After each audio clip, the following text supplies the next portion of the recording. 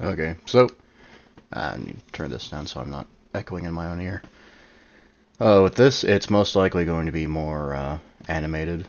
It's something where I still see it where the black mark is only going to negative 30, negative 25 if I speak a little bit louder. Uh, I don't know if that's just due to how I can talk. I mean, I got a headset on. I don't know how I can get that closer. Uh, I don't know. Maybe I'm quiet-ish. Good. Now I can fuck up all the settings. Yeah. I don't know if I'm just quiet or if it's the lower voice. I've been told it's both.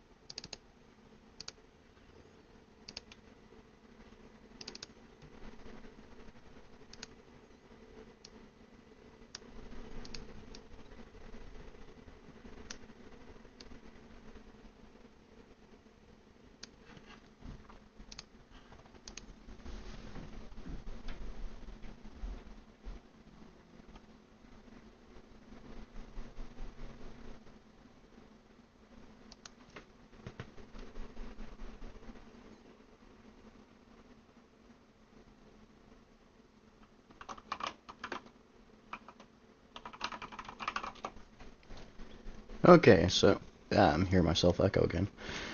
Have to turn down my stuff. I was told the volume is fine for this, so we'll see how it turns out. So welcome to Blondie's Bedtime Bedlam. Since we usually have Horsewords and you, we talk about writing, and we talk about certain type of things that you do with writing. So, with this is not writing. Where are we at? 4 panels and I still haven't written anything? That's fine. We're not doing any writing. Writing's for losers. What we're doing is storytelling. It's completely different, okay? It's, for one, I don't know. It's slightly more entertaining, maybe. For two, I don't have to type at the keyboard thing and think of funny phrases. So, yeah, I got that going for me. So, the purpose of this is, if you ever seen Princess Bride, the entire thing is just an old dude telling a story to his kid. So that's pretty much what this is. I mean, I'm going to be the old man. You are all my grandsons and nephews and weird acquaintances I don't know anything about, but I still have to shell out $50 fucking for your birthday. Fuck off, kid. Get a job. So, there's gonna be some fun with that. When it comes to any, because I'm trying to preface this just before I get into it, because when I get into it, I'll probably focus on it. What I'm going to do is not necessarily time myself, but every half hour, just because we are continuing along the story. I'll set a few minutes where if anyone needs to get up, get a drink, go to the bathroom, stuff like that. I don't know if that's going to be too much, too little, but, we'll see. For me, I'm good to go. I showered. I did everything else in the bathroom that you're supposed to do before a panel. I have water right next to me, and I'm good to go. So, I don't think it'll be an issue for me too much. When it comes to this story, it is indeed involving equine. It is a setting of equine men of many, many unusual circumstances. And no, I'm not going to put you in the story. Sorry. It's not that type of story. But there's kind of a question of what is going to be the story. So I can't really preface it too much. So again, let me get me a nice loud drink.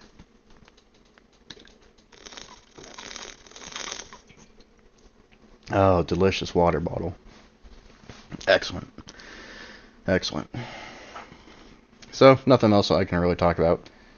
Let's just, let's see what happens.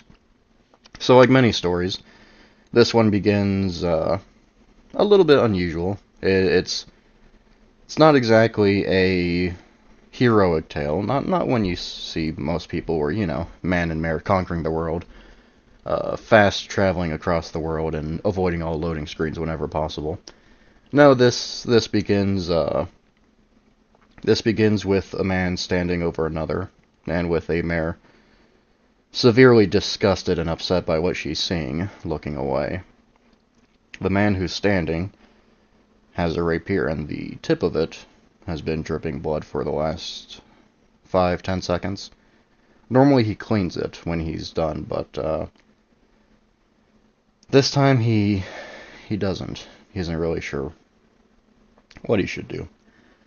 The man on the ground is rasping. He's staring at the standing man. He has been pierced in his chest, in his lung, and with that, it's getting more difficult for him to breathe and not sound like he is drowning in his own blood. Now, the man who's standing, he has absolutely no injuries on him.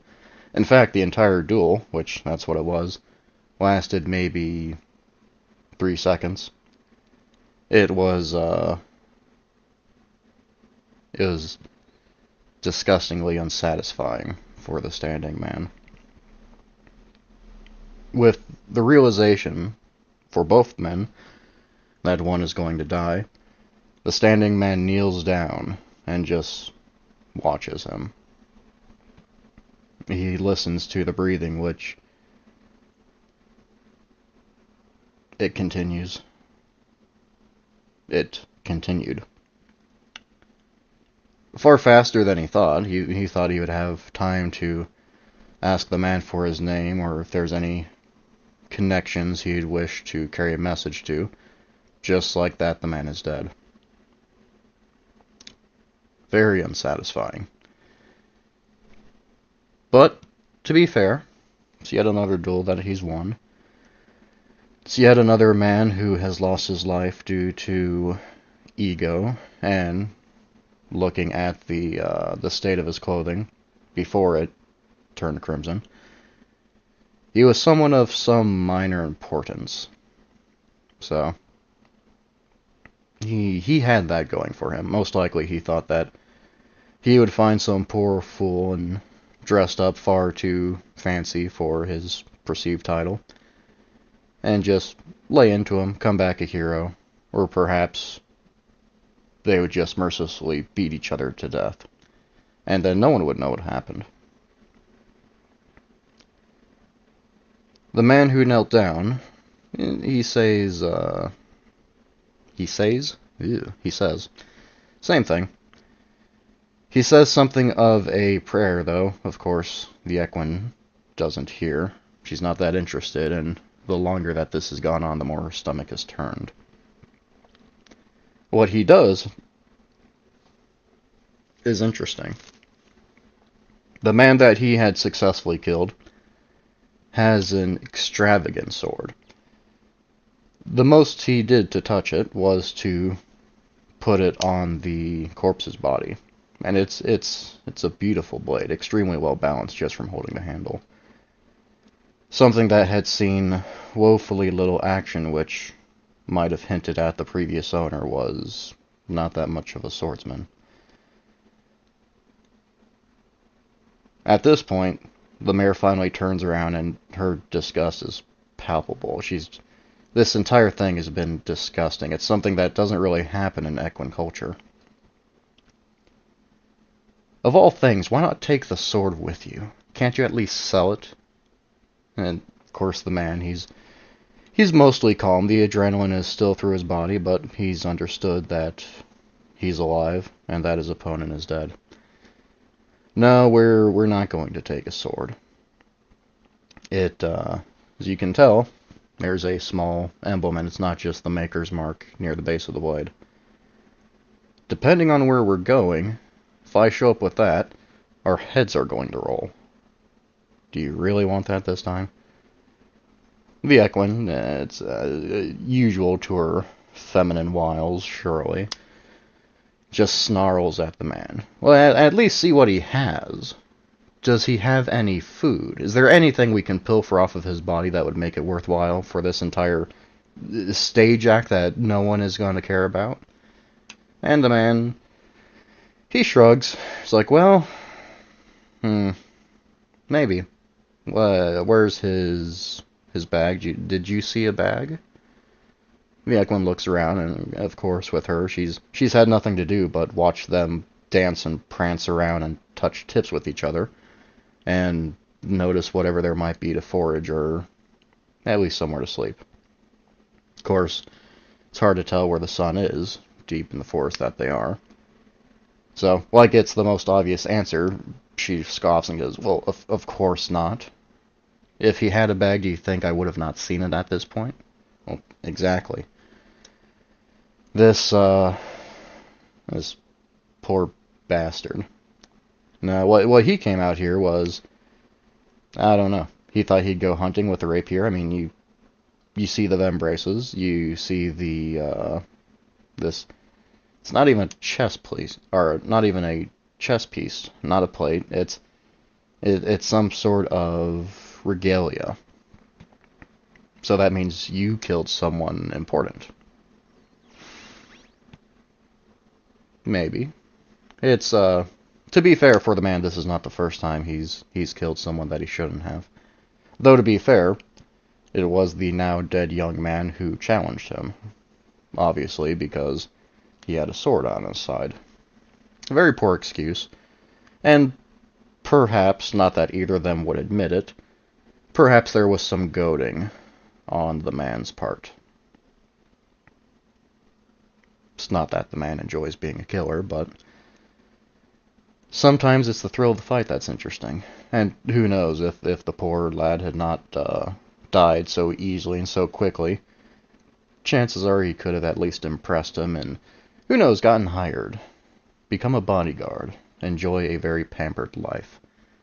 Perhaps the man didn't really have a real purpose as to why he instigated that fight, that murder. But that's fine. It's in the past. The mayor understands how the man is when it comes to certain issues, and as far as she sees it, it's a human issue. It's something where Equine don't mindlessly kill each other for clout. That said, well, something must surely come from his death. The Equine starts looking around the young man's head and sees some earrings. Alright, well, how about these? Can we at least take these? And the man just shakes his head. He wipes his blade off on the young man's sleeves. It's clean enough. He'll re-oil it whenever they make camp. He sheaths his weapon, stands up, and just nods to himself. No, we're gonna leave him here. If anyone else happens to take his blade or take his earrings, as you insist, you fucking animal, then surely, when someone finds out and when he tries to sell it, what they will do, they will arrest him, they will charge him with the murder, and we will continue to live our lives. Simple as that. Now, this nonchalant understanding of the situation, it's something where it disgusts her to absolutely no end. She turns and leaves and just sounds absolutely disgusted with him. You horrific human. All of you are the same. All your fucking words are made exactly for the same purpose, just to ego stroke. She doesn't understand. And to be fair, he doesn't understand either. So with that, they end up leaving. Now, what's important about these two is that they're not friends. They've never really been friends. They happen to travel together. They've done so for a few months now. It's something where he's able to go to most taverns, most social clubs. He's able to drum up some stories, some fun things, occasionally a job. Most of it is unflattering. Most of it is not exactly something you can sing about. But at the same time, it allows him to improve his skill. And his skill, it's not quite graceful. For a man who might call himself a bard or a skald, depending on the region, it would seem that he fights more like a barbarian. Interesting weapon of choice to have a rapier, given it is focused more on the elegance, the style of the fighter. Something arguably more civilized. Ideal for dueling, for example. But the duel was a one-sided slaughter, rather than play by any sort of pageantry and nodding or shaking hands by the start of it. He just pierced the young lad and called it a day. But for him to not take anything, that's interesting. It confounds the mare, of course. The mare herself, though she would hide it well, the unicorn, insists on finding things. Things that are often already found. In fact, they already have owners. All the same, she seizes what she needs, or what she really wants, or sometimes what she doesn't really want, but feels the urge to obtain. Many would call her a thief, and depending on the region, many equine are. It's something where the prevailing human culture is not anything that they really adapt to all that well. That some have their places, some enjoy the pageantry and the regalia, and others they simply enjoy a more peaceful life.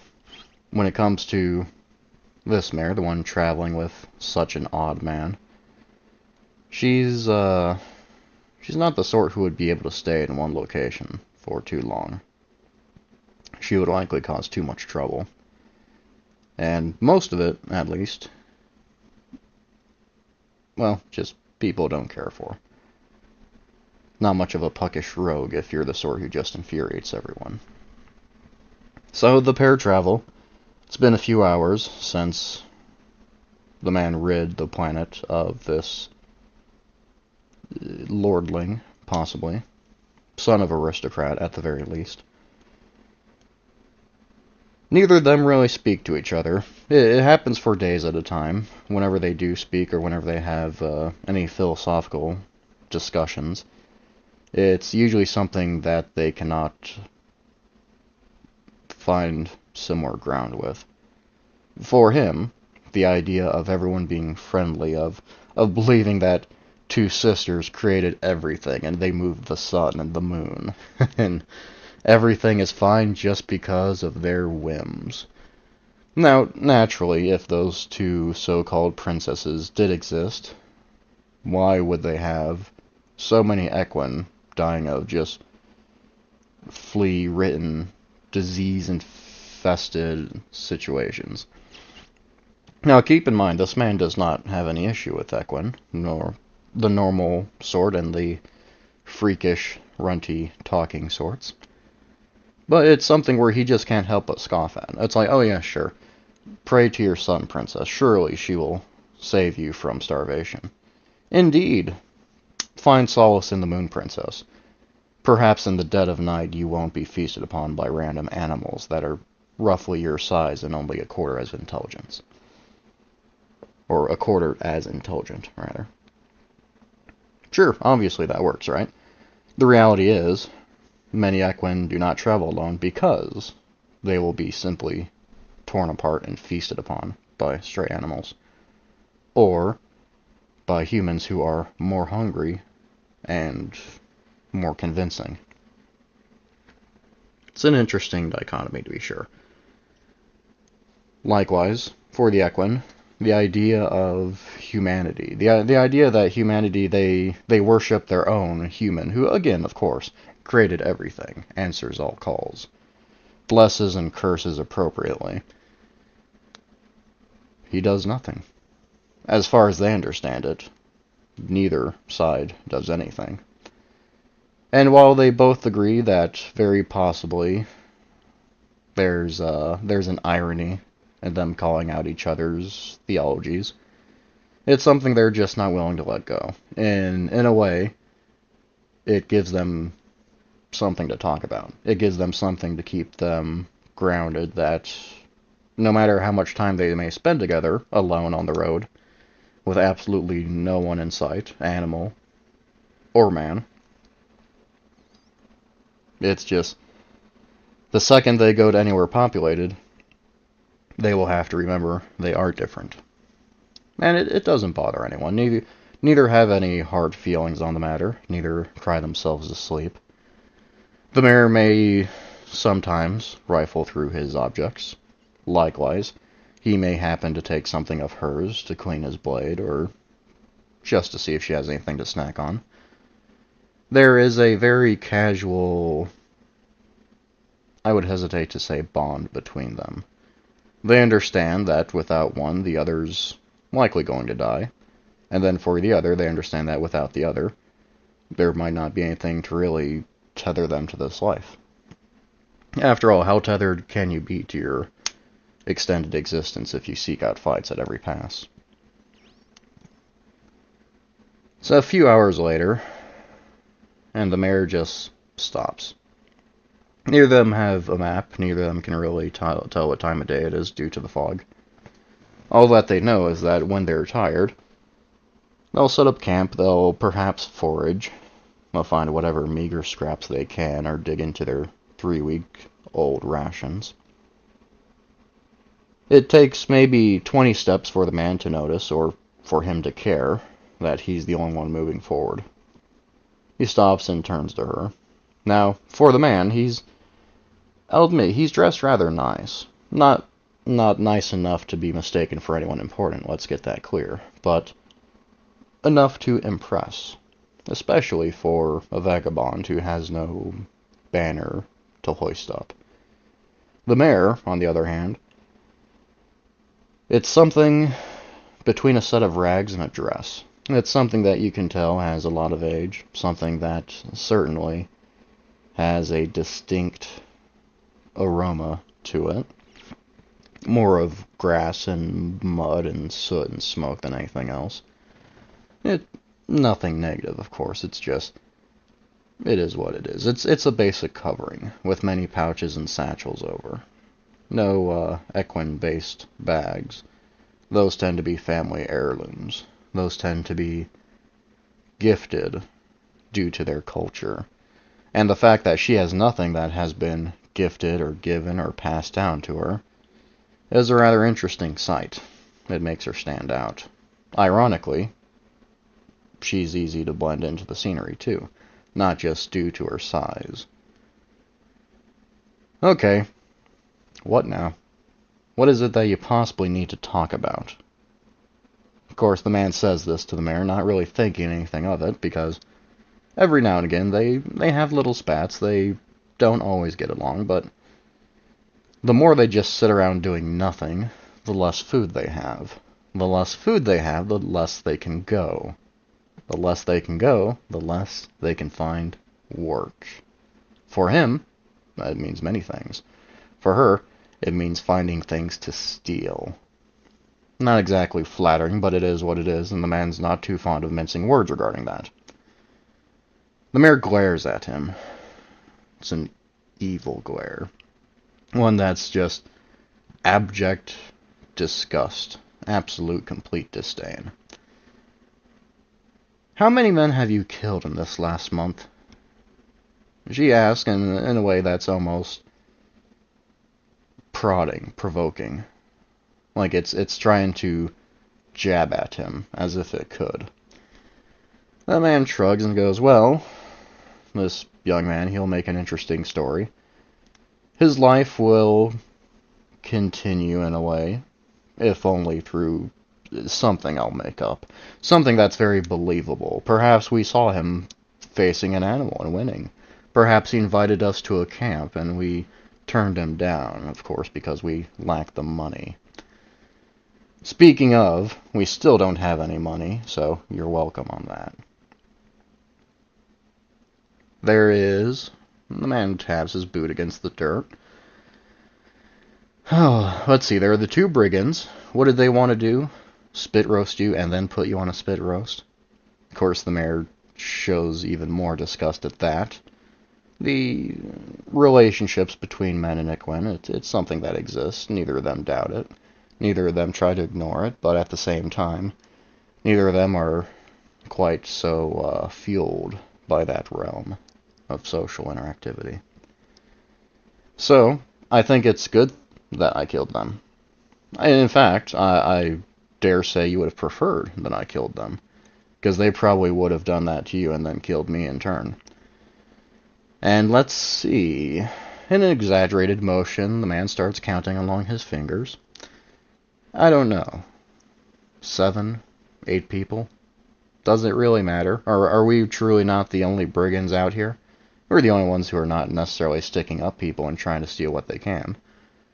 Oh wait, that's you. Only you do that. But it makes you so much better because you're not willing to kill for it.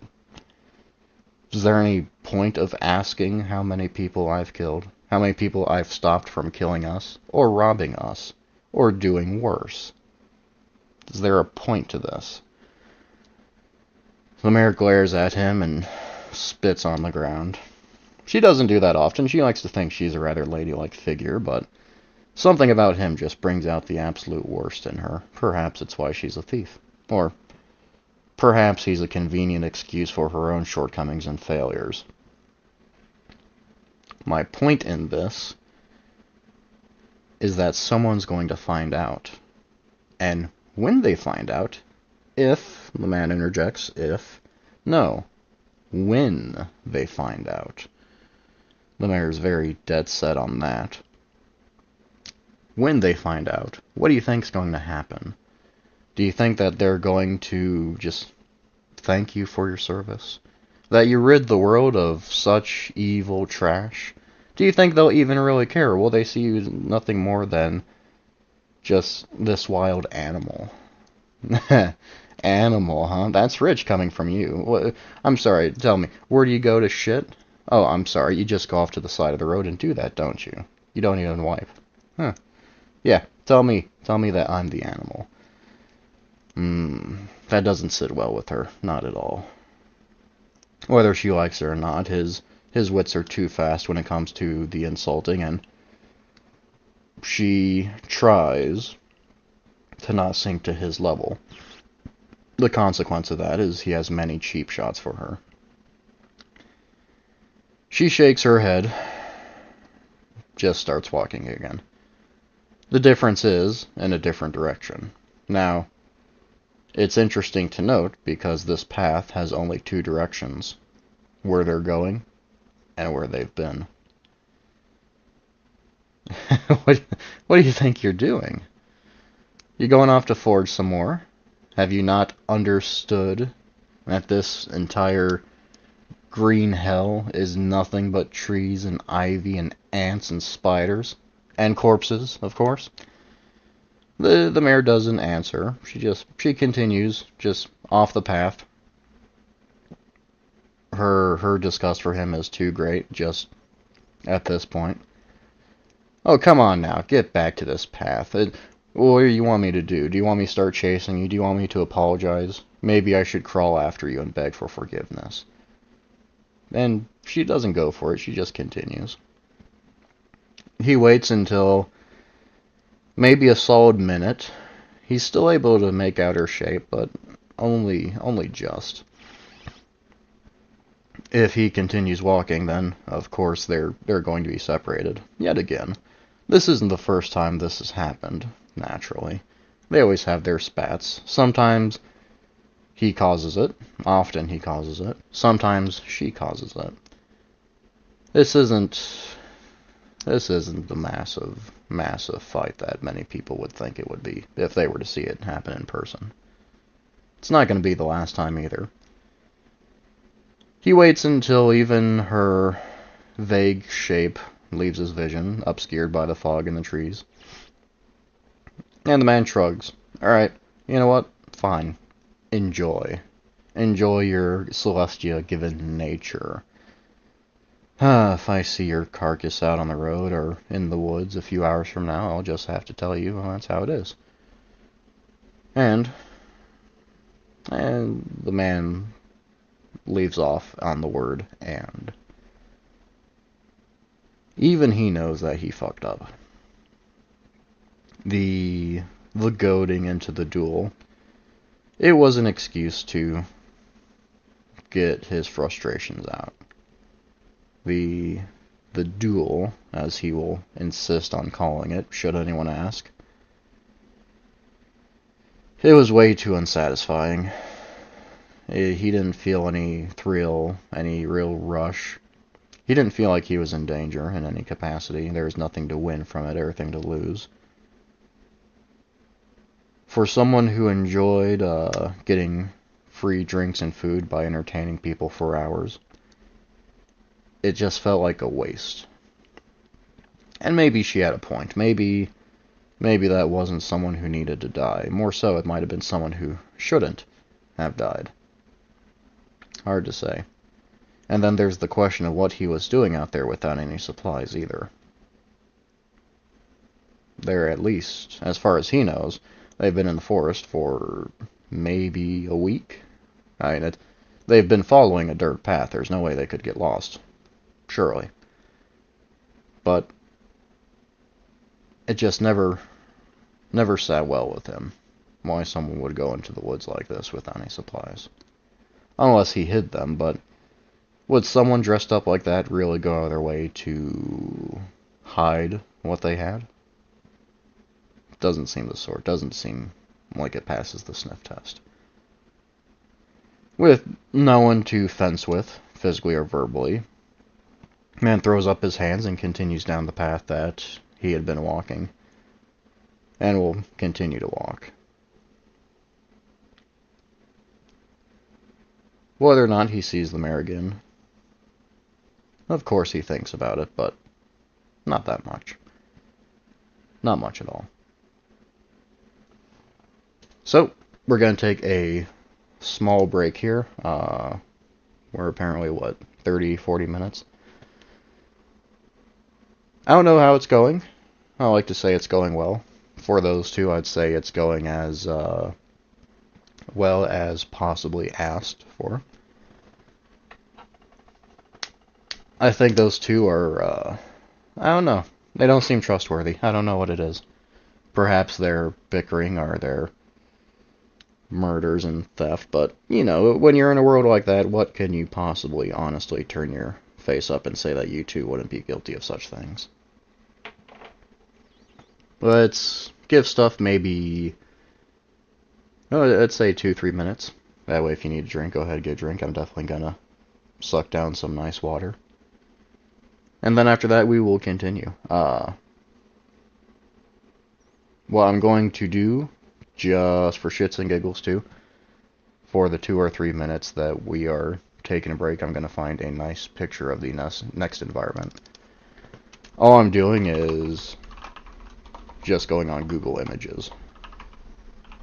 So, it's just stuff like that, and I don't know. I was never really good at looking at pictures and finding stuff that would be appropriate, but I'll find something.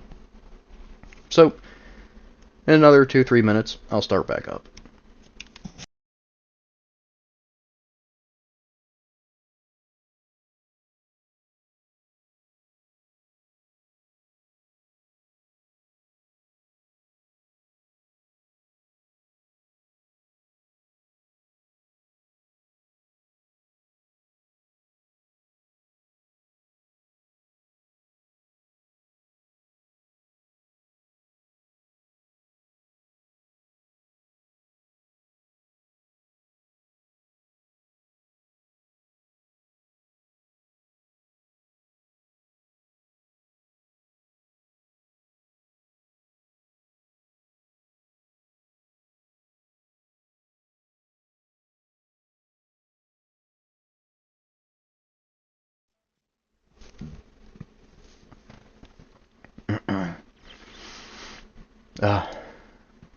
Good stuff.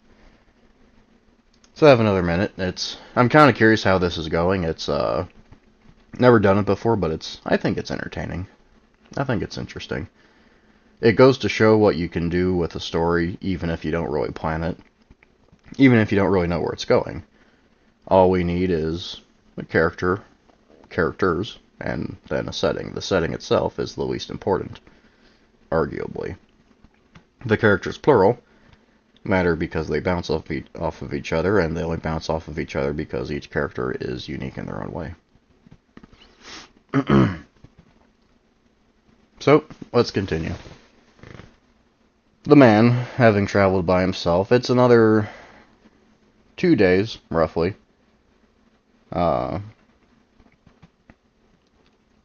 He ends up leaving the forest, and I say leaving very,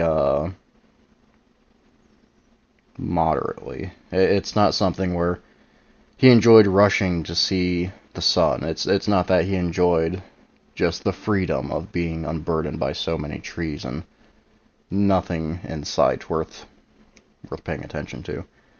Instead, when he leaves the forest, he ends up coming across a village and an opening. What bothers him is that it is as murky, as sunless and godless, and as foggy as the forest. Almost nothing has changed. It's a shame, but when it comes to adventuring, adventuring, what a novel concept.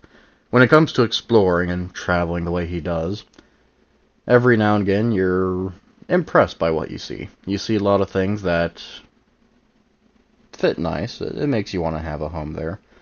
Other places, it makes you wonder how any life can possibly exist. This is one such place.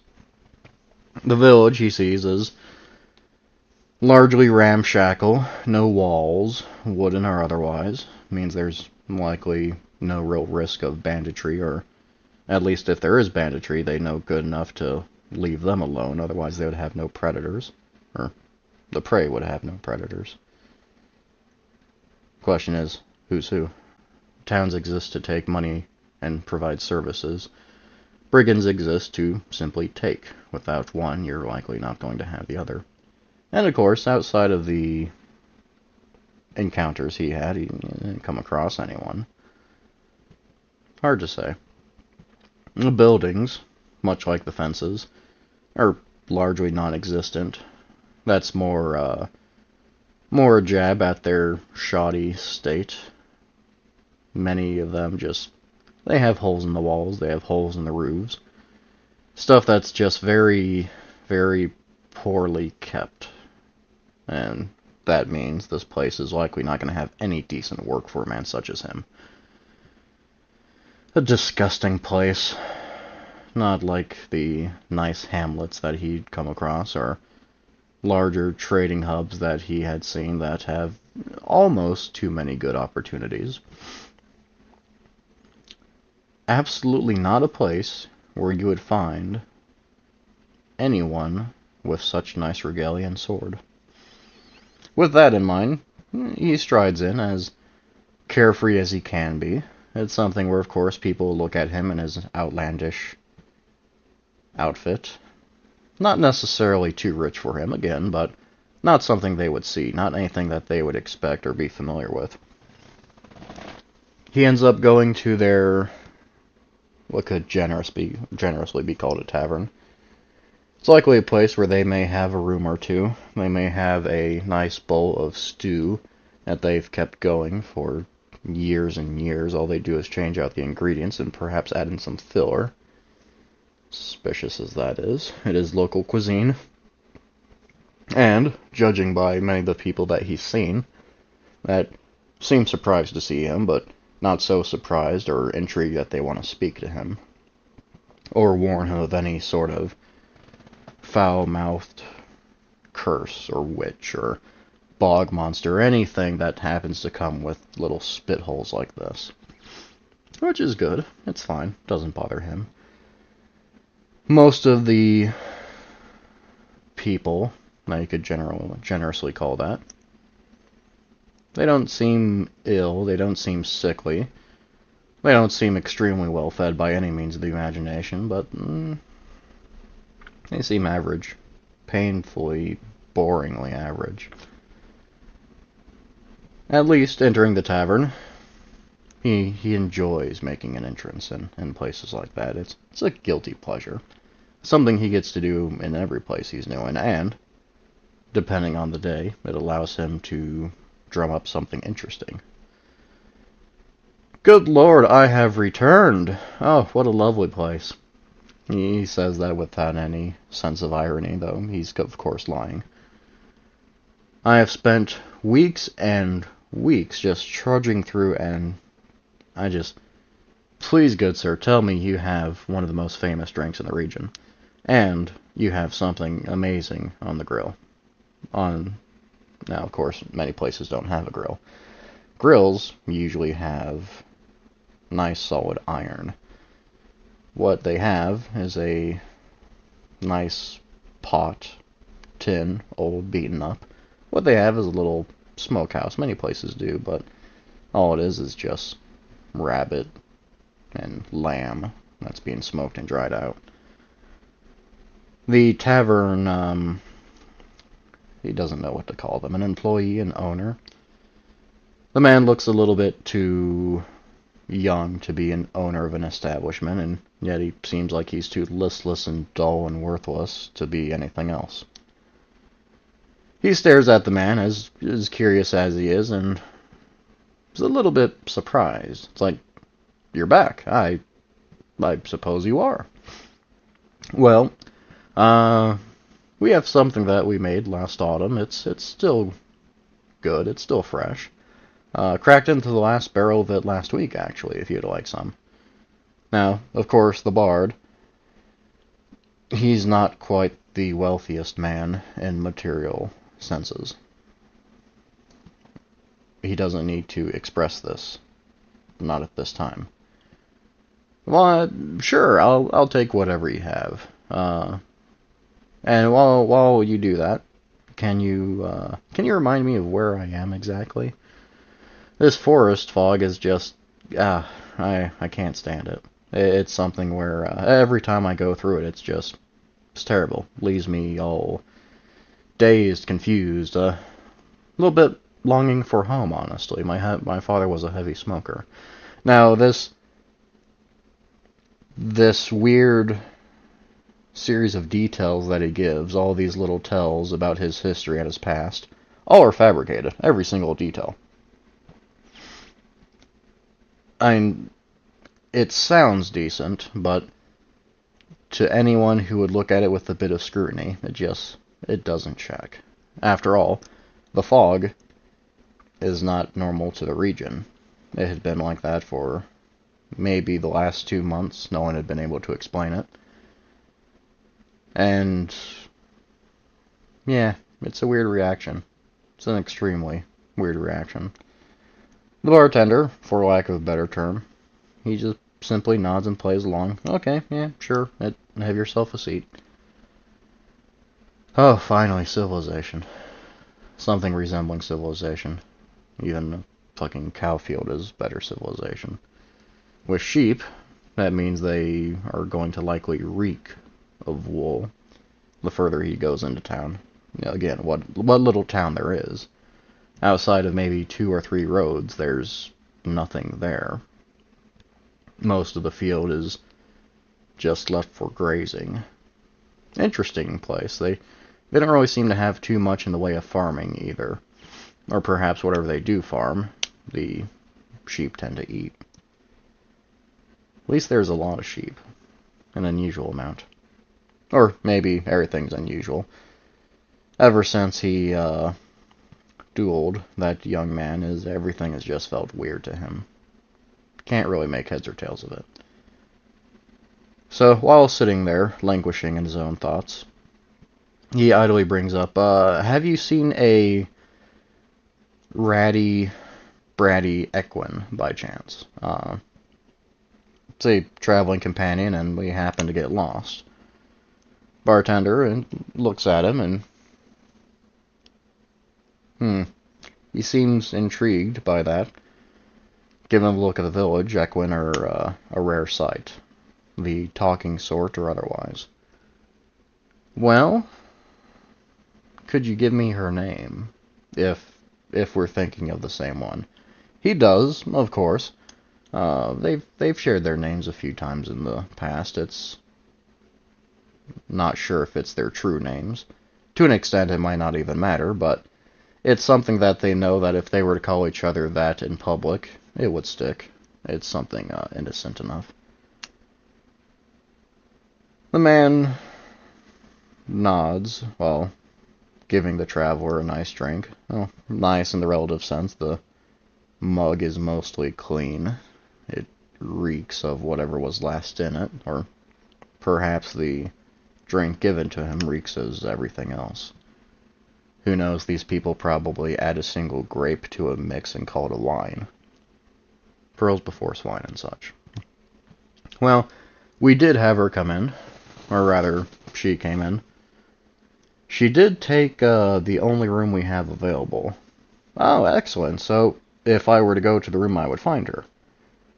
The bartender shakes his head. No, she's out helping. She told us that she would be able to help out with something. Now that's interesting. Usually bartenders aren't keen to hide that sort of information. The information being what's obviously a job, a paying job, a job that gives money, a job that would allow him to pay for the food that he's about to eat and generously tip with rumors and stories and experiences.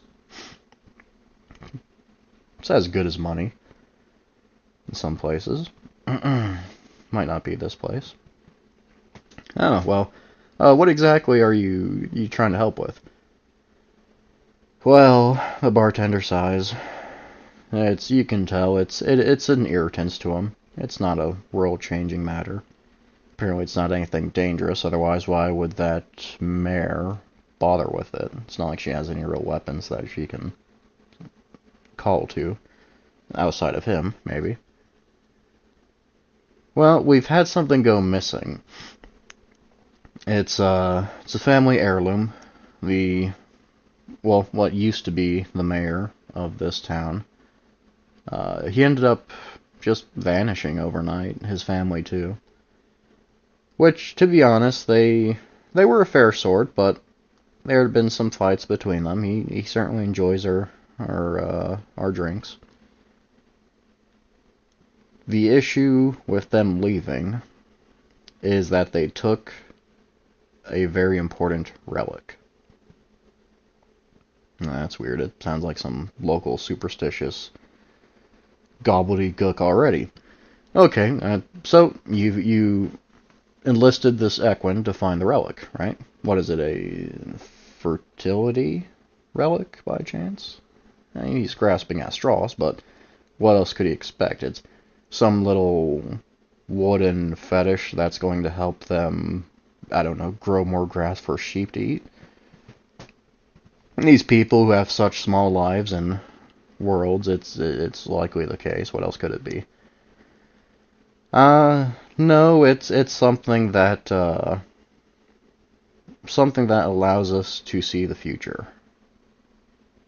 I'm sorry. What was that? That's such a left field answer. How could he take that seriously? How could anyone take that seriously in a place like this? All the same, he's rather entranced by it. The bartender, he waits a few seconds and he's just, gotcha. I admit they share a laugh. The bard a little bit surprised by that. I mean, who would dare pull a fast one like that on him? And it just seems so out of character for the place being as dreary as it is. It's like, alright, yeah, that's a fair point. Bartender just shrugs and says, no, it's important to our history. That's all. It's something where, if we were to ever have a new mayor, a new leader, I suppose, we might be able to go on without that, without too much issue, but that antique, it's important to us. The man notices that the bartender said us. So, the obvious thing, now that he knows that disinformation is on the table, which some would call it entertainment, but for a man like him, he's the sort who enjoys making fun of others, but can't stand being made fun of. Interesting trait for a skald. Or a bard, depending on the region. He leans in. Right. Any clue where it might be, then? Well, bartender doesn't really seem to care. They both kind of notice that the man's not really drinking, which is interesting because usually if you take a drink, it means you're going to pay for it. And for a man to not drink quite yet means he might not have that much money. Interesting. Especially for someone who just came into town. Well, their house, their, what they called a manor, but to be honest, it wasn't any bigger than any of ours. Something where it's on the outskirts. You might have seen it while you're coming in the way you did. It is... how do I explain this? And of course, the way the bartender is fidgeting, the man's a little bit dubious of this. It is a... now, don't tell anyone official, if you happen to see them. It is a sort of chess piece. It's not meant to be protective, of course. It's from way back during our founding. We had a war, 120 years ago, feels like. Of course, I wasn't alive then, obviously. Ha ha ha.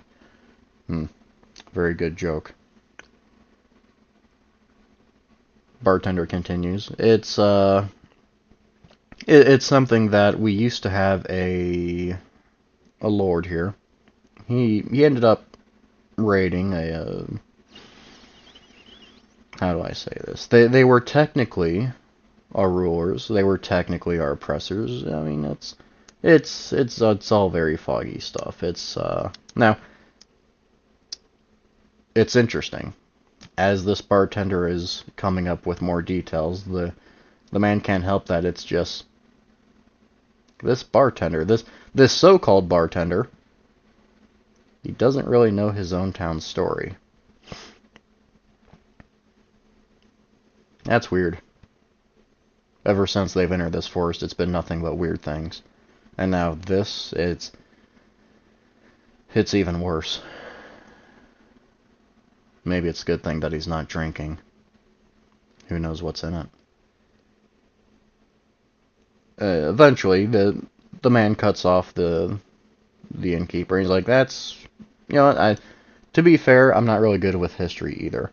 So she's over there at that faraway house then, perhaps? Oh yeah, she might be. Supposedly they had some cabins outside. I mean, it was always a rumor, but it's one of those rumors where everyone knows it's happening. So the word you're looking for is a secret, the man says with a wry smile.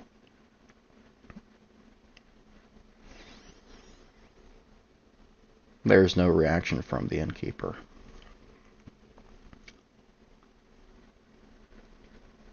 The word hangs in the air.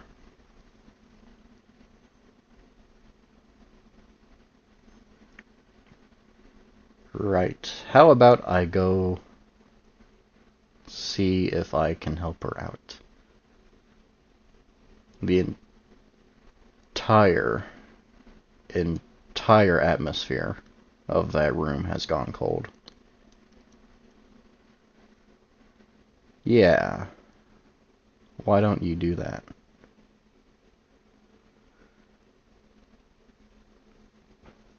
The man leaves. The man leaves, and he almost forgets to give his nice, courteous adieu, whatever he likes to do depending on the day and however he's feeling, and he can't leave the barkeep's side fast enough. Ah. As muggy and as humid as it is outside, he can't help but feel a cold shiver. So, going off of the half-assed story, and for a half-assed storyteller, trust me, this man understands when a story is half-assed. Many things that he explains, at least they seem coherent enough. He takes many details from real life and makes them into some sort of twisted fabric that can still keep someone warm. Proverbially. But this is something else. But, to be fair, it's not like he has anything else to do. He woke up maybe 5-6 hours ago, and he has the feeling that sleeping here would exactly be the smartest thing. So, he decides to go out to where the supposed mayor family was. Now, what's interesting is, usually if you have a village this small, they're usually known as an elder, not so much a mayor. A mayor seems to be a more metropolitan title. Again, relative to what they're used to, relative to what he's used to.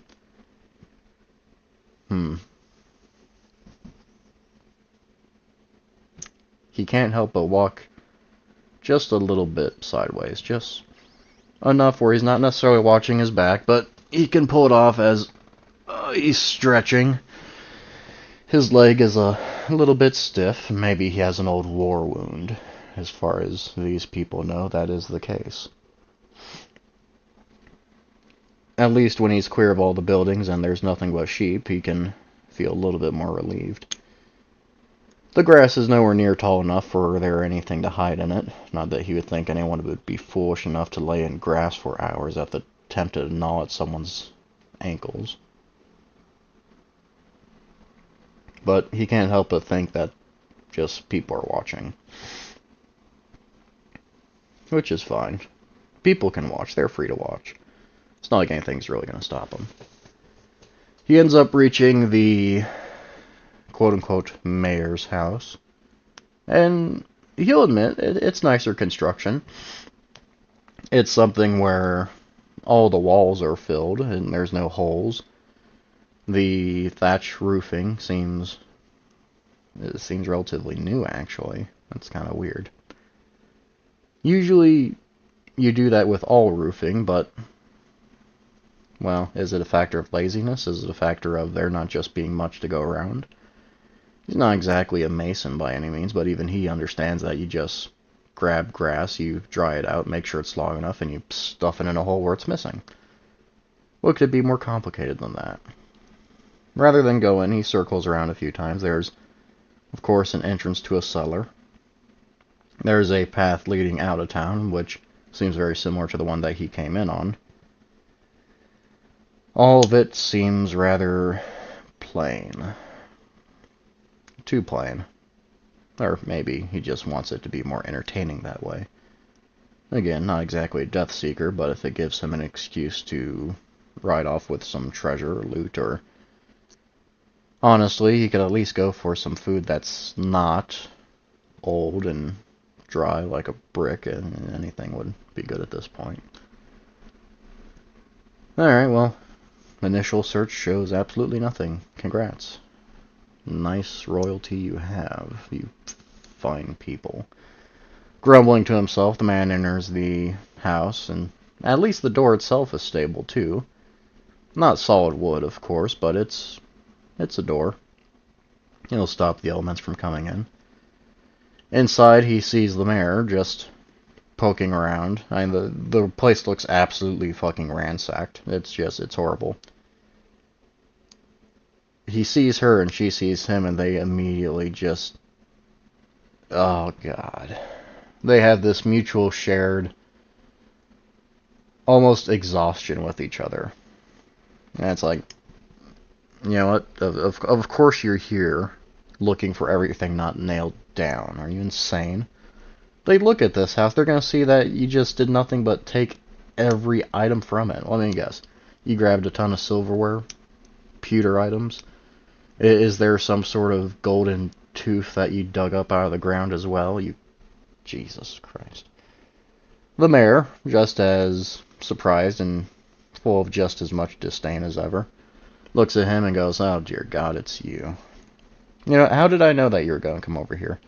What were you going to do? You're going to find whoever lived here and pierce them too and call it heroism?" Now, keep in mind, both of them had the exact same idea. Search through the house,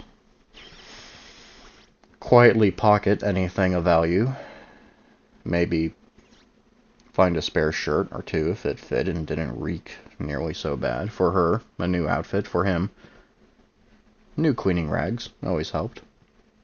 Something to at least take the dirt and mud off of his boots. They're not exactly that far different. So, did you find anything?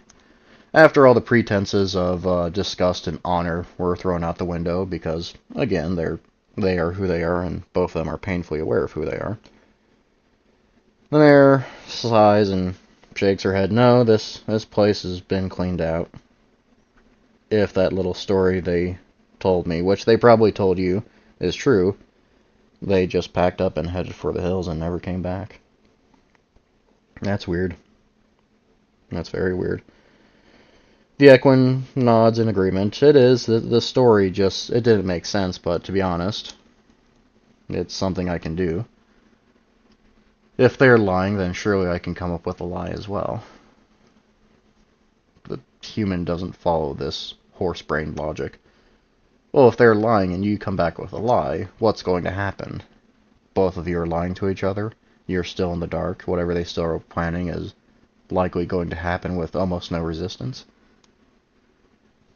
Equin shrugs. I mean, she has no greater clue. Neither of them are all that smart, and to be fair, if they were, would they be in this situation? Would they be randomly looting houses when they're supposed to help? Probably not. Well, now that they've reunited, which both of them were about 80% sure that they would, they find places to sit. A decent wooden chair for the man and for the mare, as many Equin do. A nice pile of rags. Just wondrous. Absolutely. They stare at each other. The man's not really sure what to do. The Equin's not really that sure either.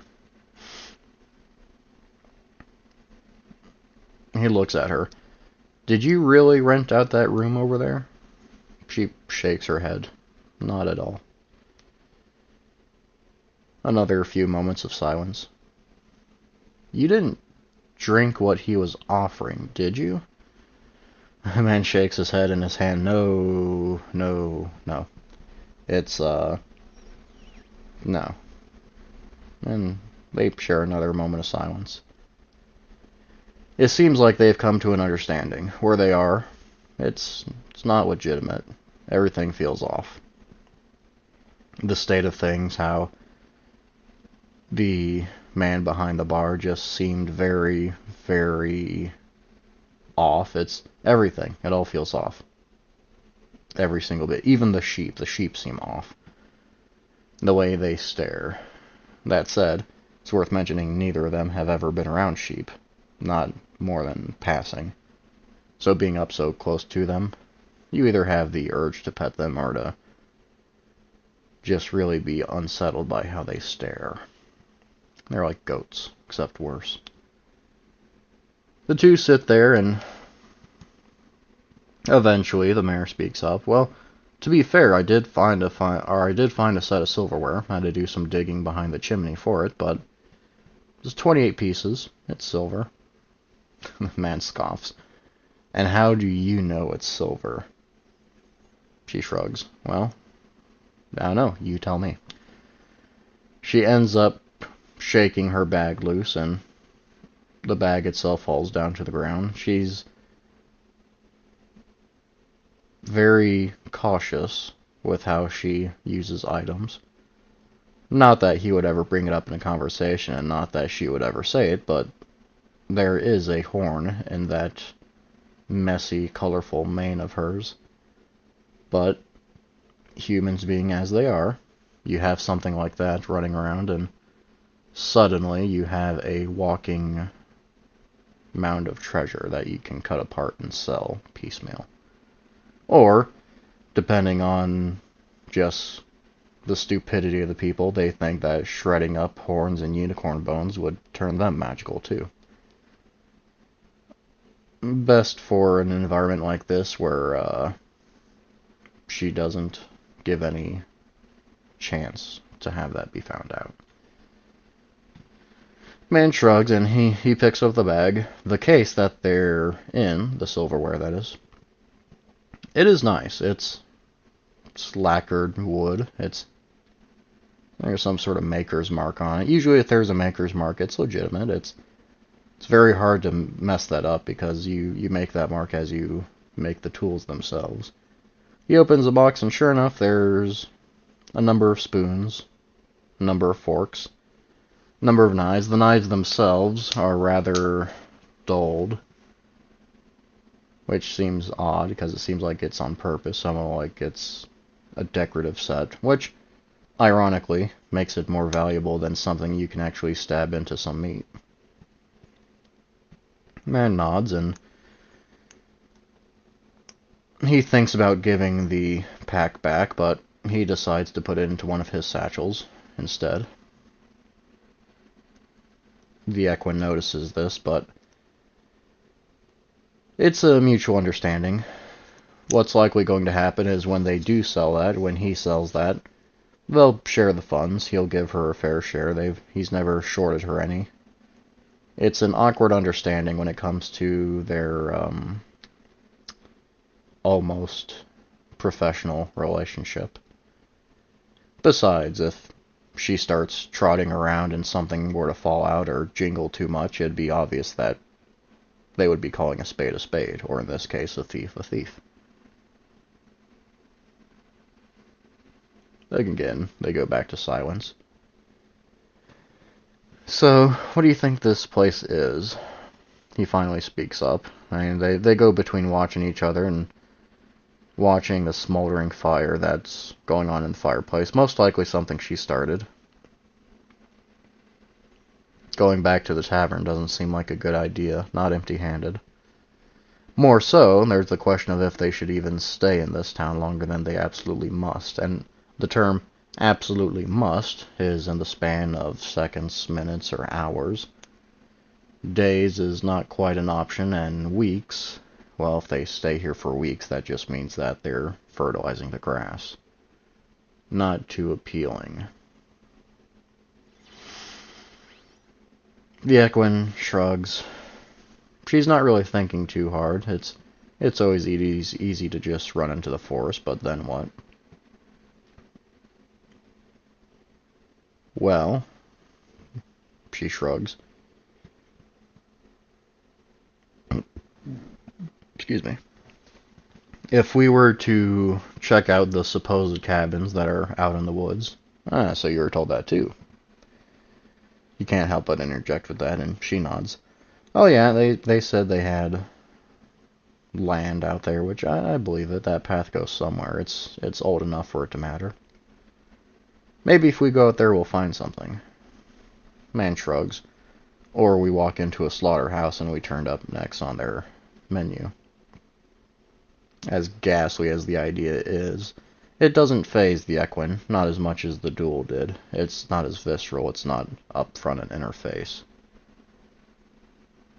So what do you propose? Well, have you talked to anyone else when you entered this place? The mayor shrugs and, well, she can think of a few things. She remembered speaking to someone. She couldn't remember the face if she tried, but it was someone who seemed interesting. Interesting in that they'd never seen an Equine before. Of course, a lot of people do that, but what stood out was this one singular person had never seen an Equine before. The barkeep, the supposed innkeeper, whoever he wasn't surprised. Given his age, it's not something where he'd be world-weary and well-traveled before simply settling down in the middle of nowhere. Another part that just didn't really seem to add up. Well, he could speak to her. You know, was it a her? It might have been a her. The Equine didn't really care. It's a start. Well, a start to what exactly, though? Well, of course, that kills the plan in its crib.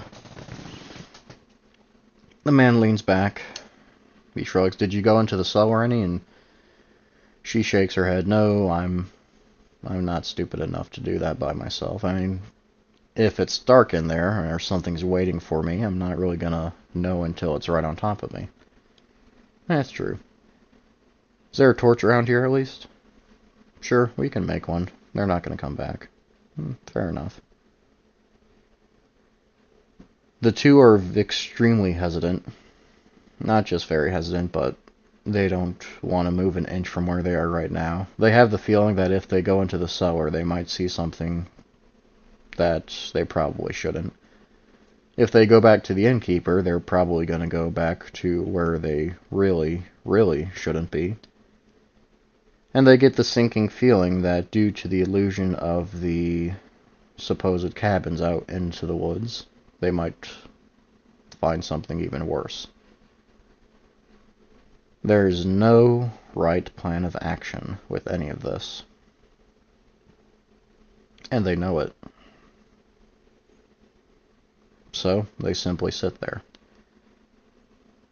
and think. So, it's been about, where are we at? An hour, 19 minutes. Another small 2-3 minute break. It's an interesting path these two are on. They went from just traveling with no real place in mind to killing someone of some importance, which is interesting. Again, there's no real information on that they've been able to glean off of where they currently are. And where they currently are, it makes them think that, I don't know. That guy who was all dressed up, is there any chance it was legitimate? Where did he come from if he didn't have any real supplies or food with him? How do you go through an area like that without even camping areas? I don't know. It hasn't made sense. And of course, due to them both being put off by the entire experience, they're not really sharing everything they can or should. After all, we have no clue what the mayor had been doing out in the woods. Of course, it might not matter that much. It's interesting. Very interesting. So, I'm going to take another drink. And yeah, that is an interesting aspect. Because when it comes to the chest regalia, it might be the same thing. It might not be, though. Given the initial aspect of, oh, it's something that tells the future. It doesn't fit. There are too many weird details about that where it doesn't seem like it connects to anything. Now, the man out there, the man who was out there,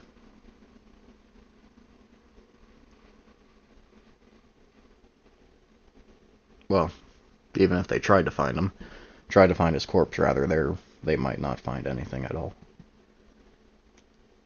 It's not like they tried to hide his body or bury it. Delicious water.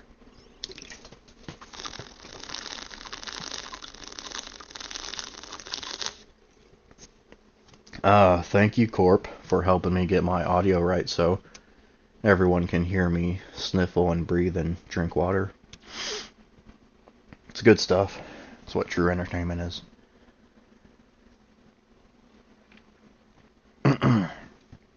So, it's been a few hours. They've kind of enjoyed just being able to sit and rest. Eventually, the man makes a torch and they prepare themselves outside of the start of the cellar. Cellars are never good. Going into a cellar, it's never a pleasant experience. Many of the steps are muddy or uneven, or some don't even have steps at all, but they're a generous slope. And the doors themselves. Possibly the doors are trapped. The doors are laced with something, and even touching a rusty nail may have a fun encounter and possibly some form of amputation. Huh. Are we always such cowards? The man asked the Equine, just openly, to no one at all. That seems to break the tension, and the Equine just shrugs and like, well, you are. Sometimes. Other times you like to go headlong into danger without any thought and without any care of what your carcass will do once it's bleeding out and gasping for air, much like the one that you caused. Maybe not the most appropriate thing to say in such a place like that. The man shrugs. The Equine has a point. Glad that he at least has some form of hand protection in the form of gloves. He opens up the cellar gates and sure enough, it is a deep incline in. The stairs are more suggestions than anything else. With no real way to stall their fate any further, the man goes and the Equine follows closely behind. Almost walking backwards just to see if any figures come up and suddenly lock them in. That's something that both of them are very well aware of. Thankfully, it doesn't happen. They end up reaching the bottom of the cellar. The cellar itself smells, like many do, full of half-edible food, of half-stagnant water and drinks, and enough bags and pounds of salt to give it all a nice almost coastal scent. Whoever was here and certainly enjoyed the pickling process, which maybe that's why they were the head honchos. What's noticeable is that not only is there no traps, there's nothing. Outside of a few shelves, it's completely barren. Not really what either of them were expecting. All the same, they do their due diligence. They check whatever shelves they can. They check small barrels. They check small boxes.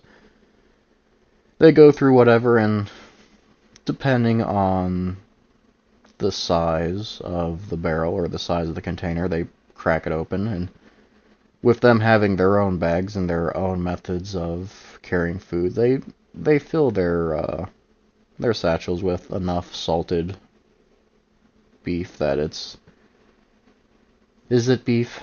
The man actually speaks up at that thought.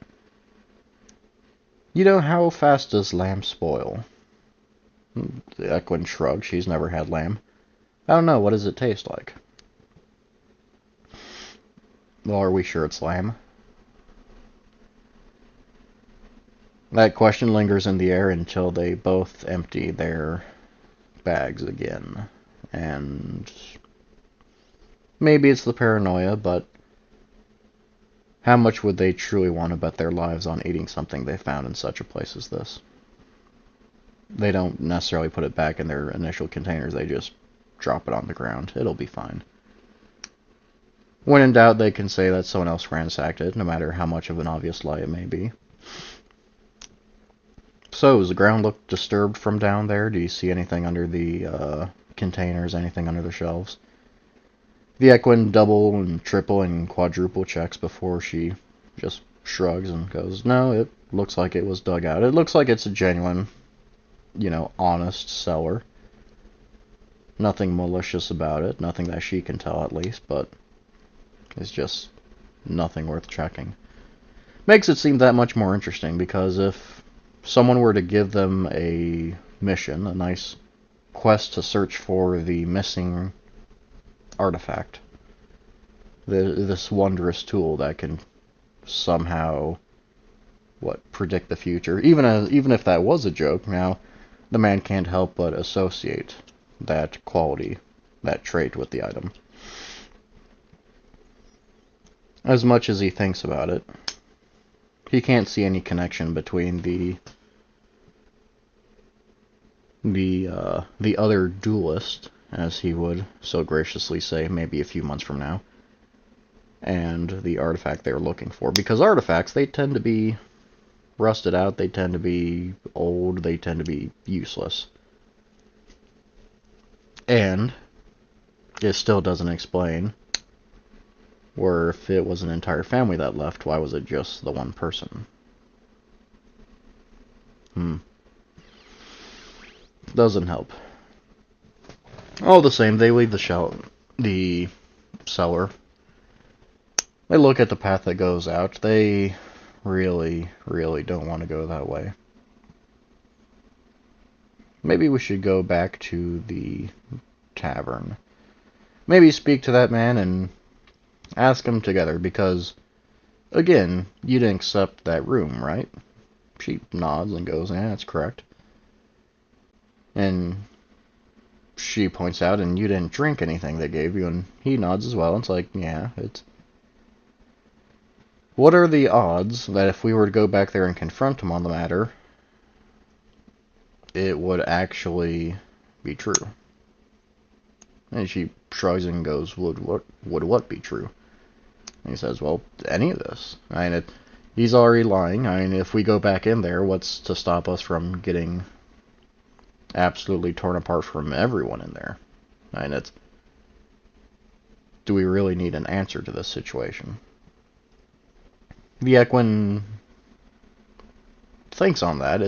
It's a very weird option. It's not something where they usually leave things just completely unwound and unfinished, because usually if anyone tries to get at them, they've had a habit in the past of correcting that mistake. Or perhaps it's more she has, and she would presume he would be the same. Especially given how fond he is of using that rapier. I don't know. Is there anything that we have to gain from it? I mean, obviously, if we just raid it, surely he has some money, right?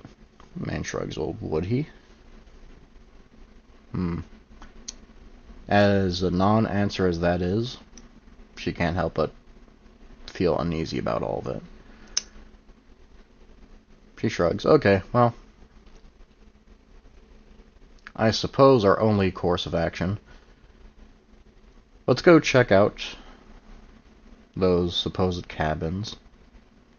And she emphasizes "and" to the point where it lasts as long as she looks around. Maybe a good 3 seconds. And once that happens, why not just take off again? The man chuckles. Really? Into these woods again? You just want to go. Just like that. And she looks at him like he's being the stupid one. It's like, well, obviously, neither of us trusts this place as far as we could spit in it. If we end up going asleep here, we have no clue of what's going to happen to us, and I don't know about you, but as you mentioned before, I don't want to end up on a spit. To be fair, I could do this. I might end up on the spit too, the man adds in. The comment, as grotesque and as ghastly as it is when it comes to the implications, it's enough to make them think that maybe staying out in the woods is not the worst idea. At a pure complete loss, I mean, the entire time they're outside, this town has just been dead silent. There are no real birds in the forest. The sheep are, well, they have no clue if the sheep are normally quiet or if they make noises or anything. It's a spot that just neither of them seem to like them. Especially the equine, given they share a almost similar size. Any sort of chores or laundry or busy work in the village, it's something that they tend to have sounds on. There tends to be some sort of clacking of someone in the river and at least something being worked on. I mean, again, the disrepair is obvious, even from a distance. It's like the entire world is waiting for them to make an option, or to make a choice, and to stick with it. I don't like this place, the man finally speaks out. A plain comment, but a sentiment she shares. Something that keeps their camaraderie right below frigid and right above boiling point. Okay, let's go. So, they decide to go. The path itself it's a path. The less they think about it, the better it is, but the more they think about it, the more they look at every little scrape in the ground. Could it be someone that was dragged off? Could it be perhaps a trap waiting, or some sort of stick waiting to just shoot up into them? It's something where, obviously, they don't encounter these sort of situations, not that often. And neither of them quite expected to be so on edge. Only when they leave the town far enough where they can't see the town, the man openly shivers and just, good God, I hate this place. Why did we end up going down this path anyway? Equine looks up at him. It's like, well, where else could we have gone? And the man shrugs and goes, well, any other direction? I mean, it's not like we were being chased. She shrugs. Well, we were. He shrugs in return. Well, we weren't being chased that much. Not enough to make us go down the way we did. Neither of them really want to fess up to anything that they might have done in the past that may have caused them to come here, but that's not anything they need to bring up in that much detail. It's not anything they can change in any way. They continue for a while, and sure enough, they see what's generously a cabin, far in the woods. What's interesting is even though the quote-unquote mayor's house had no anything fancy, there's a rather well-built wall, about waist high, all around the property. It's kind of nice. It's something where it wouldn't be a surprise if that would be the real property, and then the one in the town would just be something of a halfway house. And it seems a little bit relieved. It's like, all right, well, at least it's something. At least we know it's real, right? And the Equin nods and goes, yeah, sure. I mean, when in doubt, if the village ever turns rabid on us, we at least have some form of defense or a way we can slow them. Now, of course, if that were to actually be the case, the wall wouldn't do much. For most people, they'd just be able to hurl themselves over it. For the Equin, though, it would be a decent barricade. Outside of the ones that can just jump it, but not many could. Not many that he's seen could jump a distance like that. They pass through it, and, of course, in practice manner, they circle around the building. It's not that they're well-practiced thieves, well-experienced, but they understand what exactly could happen. They've had enough ambushes and been the cause of enough ambushes for them to look around and say, you know what, better safe than sorry. And of course, there's no one there. There's no traps or corpses or signs of battle. Not yet. No sower, though, which is interesting. They both end up at the door as they split off and circled around. So you want to take point on this or what? At this point, they've worked themselves up enough where they're expecting some form of ambush. They're expecting some sort of fight. It's not that the man exactly prepared himself in any capacity, but his hand hasn't left the hilt of his rapier ever since they reunited. After all, for what he knows, it could be even she's not real. But, of course, he would have to be drunk to put any sort of credence into that. Likewise, she could be talking to some sort of phantasm, but it's not worth thinking of that at that point. There's no reason to get outside and talk to anything. If there is anything out there. With a mutual shared breath, the mayor kicks open the door and the man rushes in and nothing. Just absolutely nothing. No bed, no shelves. The fireplace is empty, no tables, no chairs, no nothing. It's a completely empty structure.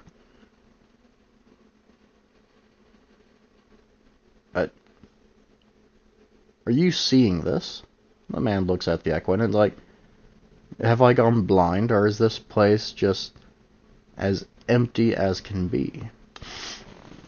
The Equin comes in a bout of disbelief, she trots around the entire perimeter of it, and just, there's no invisible furniture, there's nothing for her to bump into, nothing to trip over. It doesn't smell like anyone's ever cooked in there. Nothing exists. Excuse me. She stops and just looks at him and it's like, what was their purpose for this? Well, the man shrugs and I have no clue. I've never come across this sort of environment before. I mean, I've seen houses in construction, but even then, anyone making a house, anywhere, well, they tend to sleep in it. Like, where else are you going to sleep? Outside? I mean, there's no signs of tents being set up. I mean, there's nothing. Just them being there in that stone coffin. It's an interesting way to think about that structure. Both of them feel just not pleased with the situation. I think we should go. It's a simple statement that the Equin makes, and the man nods. Yeah, I think we should probably just go into the woods. So, they'd leave the cabin. They say they're ready to go into the woods. They're ready to leave it behind, but all they do is just sit near the stone, fence, wall. Again, it's only waist high. It's not really gonna help that much. Neither of them can really wrap their head around it. There's a little bit of concern. There might be a flicker of of fear, but there's not enough concern where they move with any sort of sense of urgency. They're befuddled by the entire situation. After long enough, hunger wins out, and the man just shrugs and goes, "You know what? I say, screw it. Let's go back into town. Let's confront the man. It's deal with whatever comes our way." I mean, we've both done that before, right? I mean, what makes this any different? Viequin listens to the man, and whether she wants to admit it, there are times where they have fought together rather than one another, or, against one another. It's not a favorable situation. Something still drastically bugs her about it. But she shrugs and nods and is like, "Alright, that's fine. Let's do that. See what happens." As much as they agree, they don't move from their spot. Something's keeping them from moving. Not a curse, not anything magical, not anything nefarious, but just their nerves. It's something that they need to work themselves up to. In the past, they've never really had to think about what they've done. Not really. I mean, once everything's in the moment, what happens just happens. Their natures are openly shown for everyone to notice. But with them knowing exactly what's ahead, with them knowing that if they end up just running off again, it's not just the woods, but it's the fog that severely bothers them.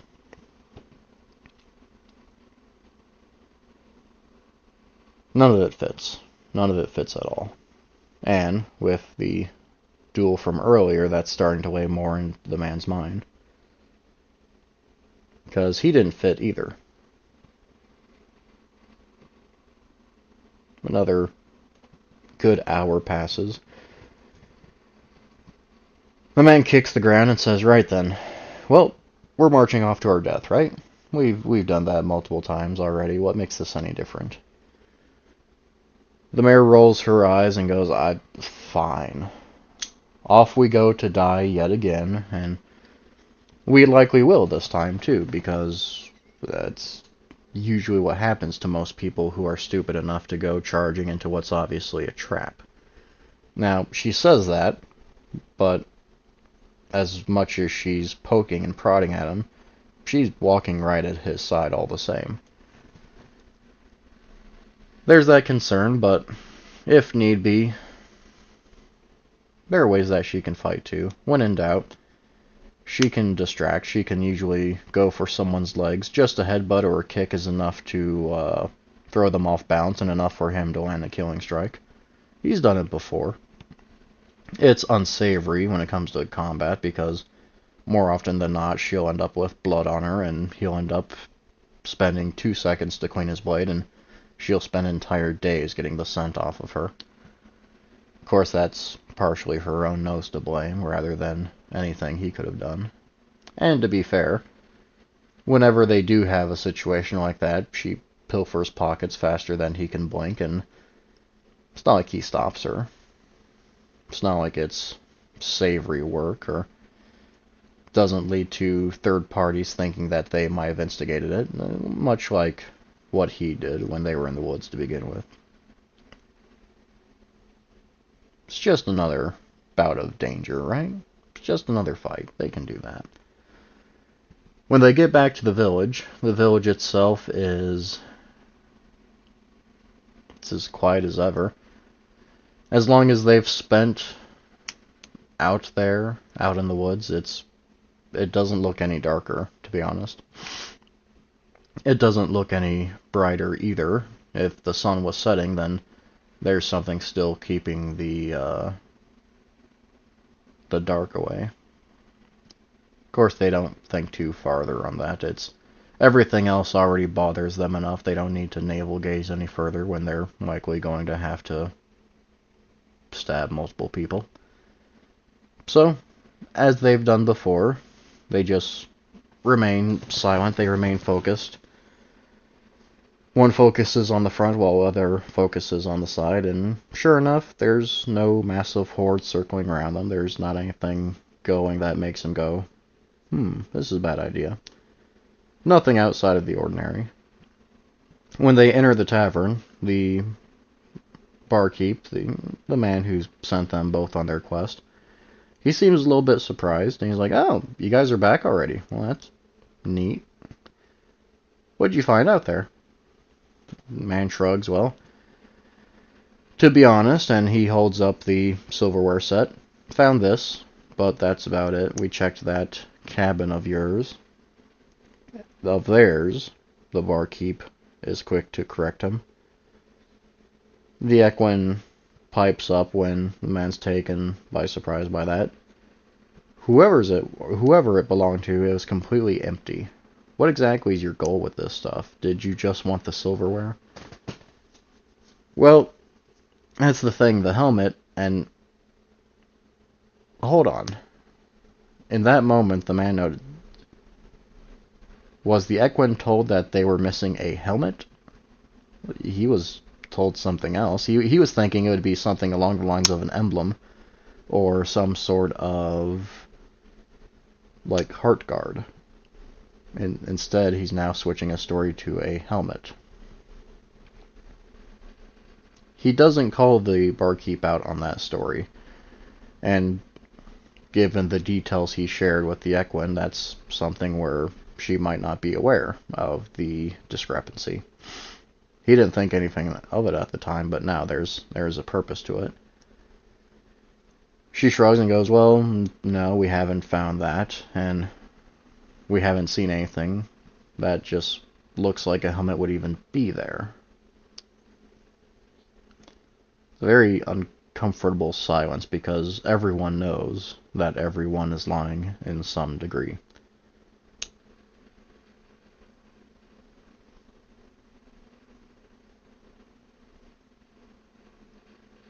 The silence is deafening.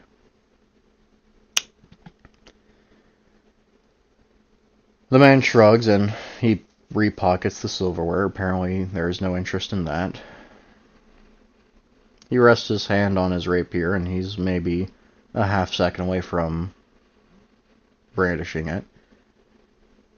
I'm going to give you one chance to explain what exactly it is you want.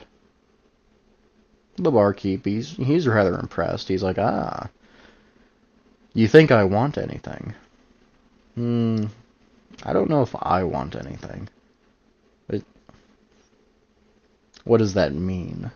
Now, for a man who fancies himself a bard and enjoys such flowery language, getting a response like that is just odd. It's something that just, it doesn't make sense to him. And again, neither of them hear that anyone is surrounding the area. I mean, the barkeep doesn't really seem to care. Just, there's nothing. It's complete silence. The barkeep just shrugs and goes, well, how about this? If you go back out there, there might be something this time. Like, at this point, it's obviously a trap. Both of them know it. The Equine speaks up. Who are you? It's like, you tell me one story. I'm sure you've told him another. You don't seem that surprised by much of anything. What's going on? Why are you here? And the barkeep shrugs and just reflects the question. Well, I know I'm here. I'm here to serve drinks. Why are you here? And The man kind of shrugs and like, well, that's we're here because we're traveling. It says awkward is an explanation he can give, but this entire situation has more or less rattled him from a far less charismatic sort who is able to bed eager women who find exotic men and well-traveled men attractive. There hasn't been any of that.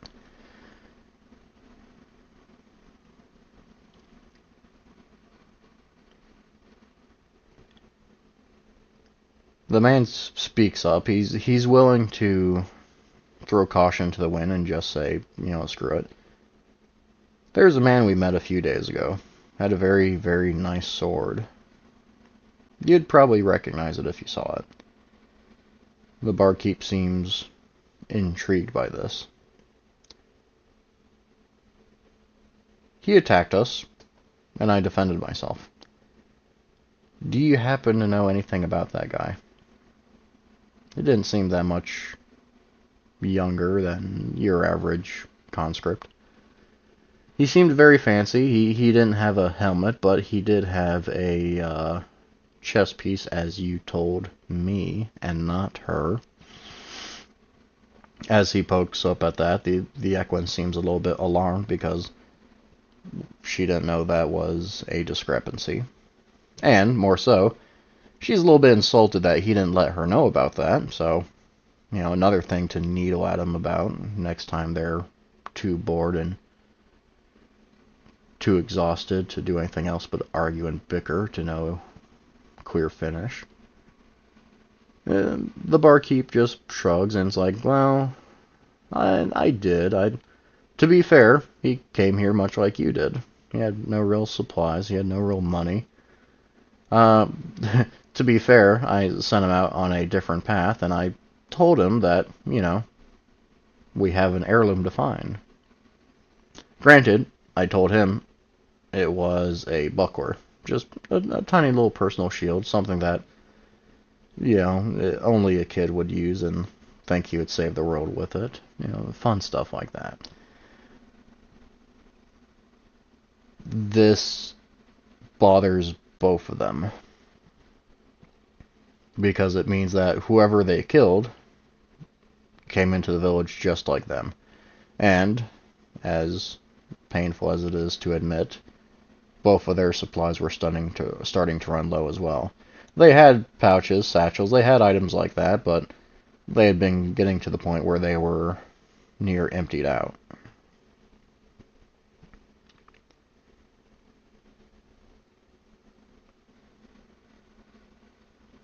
Neither party decides to do anything with that newfound information. The barkeep seems rather just nonplussed about it. After all, he had admitted to lying not just 1, 2, but 3 times, and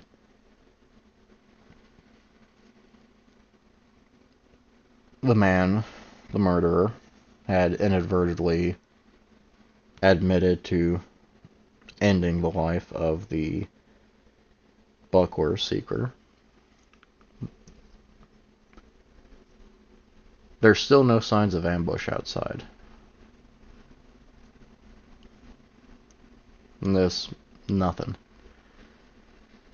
The Equine speaks up. Why is it that... Why is the fog here? I've never seen anything like this, and the sheep, why are they quiet? It's why is everything the way it is? She's usually good at keeping her composure, but her calm line of questioning is not so calm by the end of it. It's a mix of irritation, it's a mix of concern, it's a mix of just pure bewilderment, where she's not scared, not really, but it's a area, it's a space that just, it doesn't make sense to her. Ooh, some finger cracking there. And the barkeep just shrugs and goes, well, I think I might be able to tell you. I might be able to give you a few clues. But you have to answer Just one question. It's an interesting proposition. Of course, neither of them think it's a question that is going to be genuine, or even if it's a question at all. Since he's speaking to the Equine answers first. Okay, is it the question for me, the question for him? It's, what is it exactly? Man shrugs and goes, what happened before you entered this forest?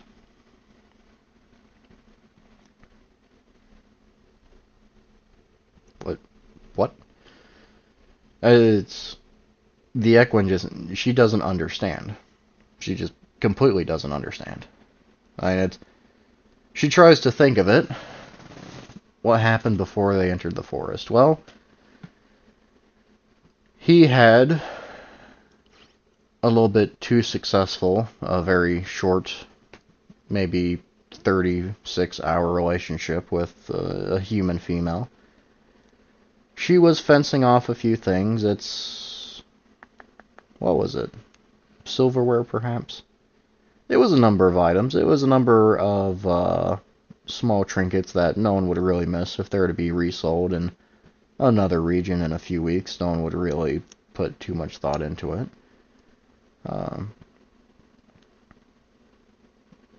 It was something where they ended up re-meeting somewhere in town.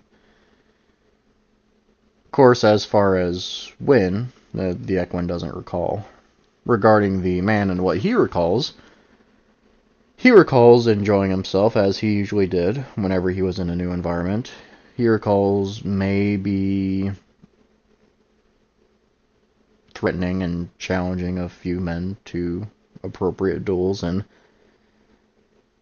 rather than being very courteous as one would expect as a duelist, just simply attacking without any sort of warning. In fact, it might not have been a duel at all. It might have just been more of him losing his temper or saying something that made someone else lose their temper. It's a little bit muddy. The details don't matter, surely. While they're lost in thought, the barkeeper just shrugs and goes, well, did you still want that room? And the Equine shrugs and goes, no, I never accepted it to begin with. And barkeep shrugs and goes, okay, well, good man, did you still want that drink? And notice the drink that he previously poured was nowhere to be seen. And the man just shrugged and went, no, I think I'm fine. So that leaves us, what, tired, thirsty? Nothing in sight that's going to change that. The barkeep is obviously playing with both of them, and they're confused enough where they're not really sure how to proceed, so instead the man he lets his nature come through. He pulls out the rapier and he points it at the tavern. Proprietary owner, only employee. For a tavern, it's rather empty. Neither of them had ever seen anyone else in it. And usually, the tavern in a small town like this, a village really, there's no other place where you're going to find just anywhere that has food that's hot and ready to eat, drinks available, and some form of social exposure. You're going to tell me what's going on, or I can turn you into my new scabbard. The man he's usually full of far more witty threats and far more fanciful in his demeanor, befitting his outfit. He's dropped all pretense and all characterization to just openly, plainly threaten this man with death. He's done so before, but at least in a way that's entertaining. That makes all the difference, surely. The barkeep shrugs and goes, okay, yeah, you got me. what happened is that both of you, you're just in hell, and I'm the devil. And now, it starts as a fake laugh. It starts as like a genuinely fake laugh, but as it continues, as it continues, the the barkeep he finds it hysterical. He's laughing so much at his joke. It's the funniest thing he had said that entire day. And the reaction, absolute reaction on both of them, just it makes him laugh even harder. Oh, it's the best. It's the best joke he's ever made, and surely it's something that they will find just as humorous, right? Of course, the Equine doesn't appreciate it. She's actually rather shaken at this point. The man is. He doesn't show, but he's a little bit concerned as well. He's more than concerned, actually. It's as good as he is at fencing and at debating. His sword arm is a little bit less than stable. The barkeep just shrugs and goes, "Nah, no, that's not the case. You wish this was hell, though, just because you'd at least have that clarity. No, this is a place. This is my place. And I like messing with people. That's it. That's all it is."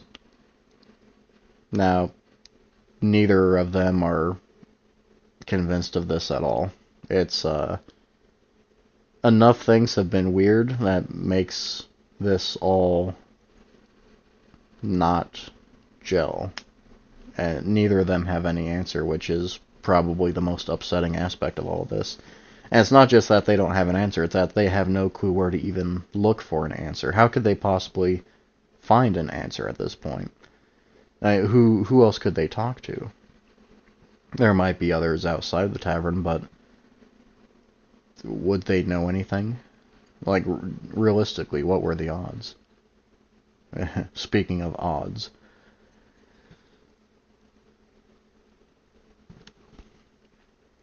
The man takes a step forward, very plain in his irritation.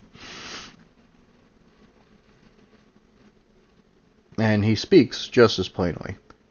"Well, if this is hell, and if you are the devil, as you so say, it would be any good man's pure nature to want to kill you and destroy this entire place. Right?" Tavern keeper just shrugs and goes, "You know what? Yeah, that's fair enough." So, the tavern holds up his finger.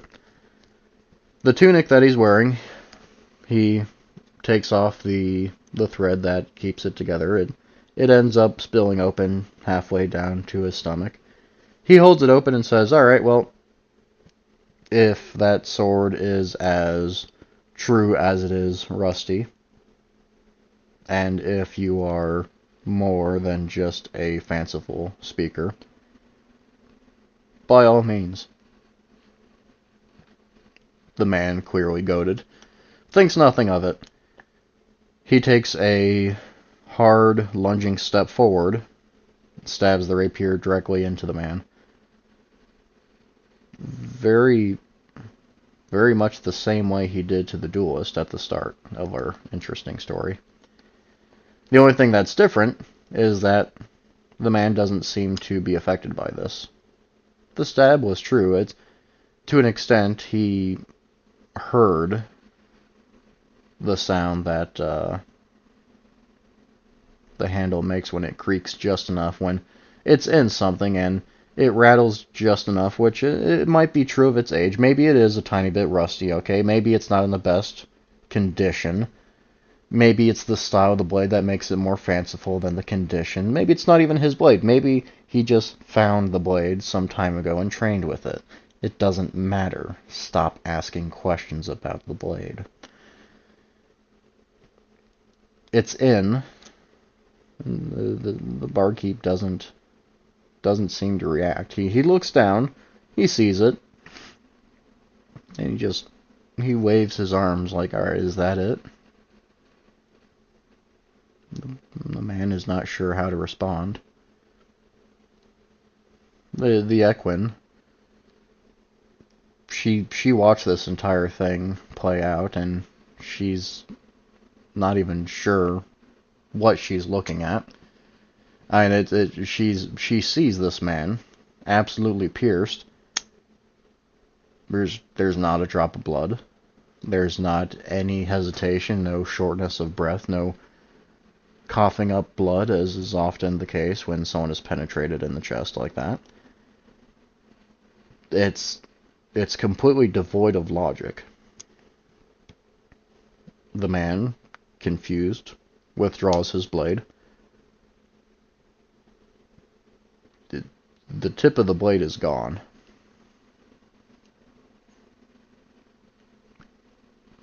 It's not shattered. It's gone.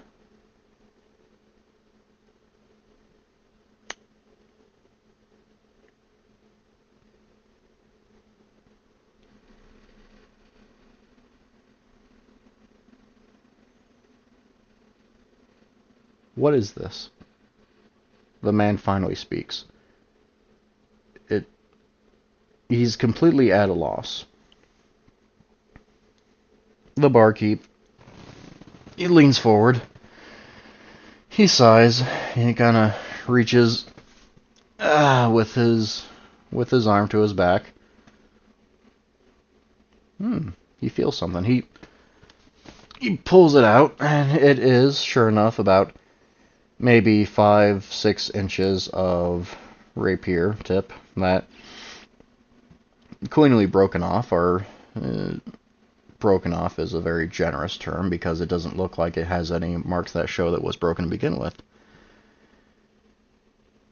He holds it up and he's like, I don't know. And the lack of an answer freaks them out more than anything else. And there is no threat associated with this. There is no promise of violence. Nothing about the world changes. But the man and the mayor notice this man who just completely stabbed, completely skewered, and he pulls out the edge of the blade from behind him, and at some point the tip broke off. Except it wasn't even broken. Nothing broke. There was nothing to break it on. I mean, it may have been pitted in some ways, but in no way was it such a fragile blade. It's impossible. The barkeep holds out the edge of the sword and is like, would you like this back? It's yours if you like it. I mean, it goes with the rest of the sword, doesn't it? This complete, utter insanity. Before anyone can tell, the Equine books it. She absolutely just heads out and leaves. And before he knows anything, there's a scream coming from outside that, sure enough, belongs to her voice.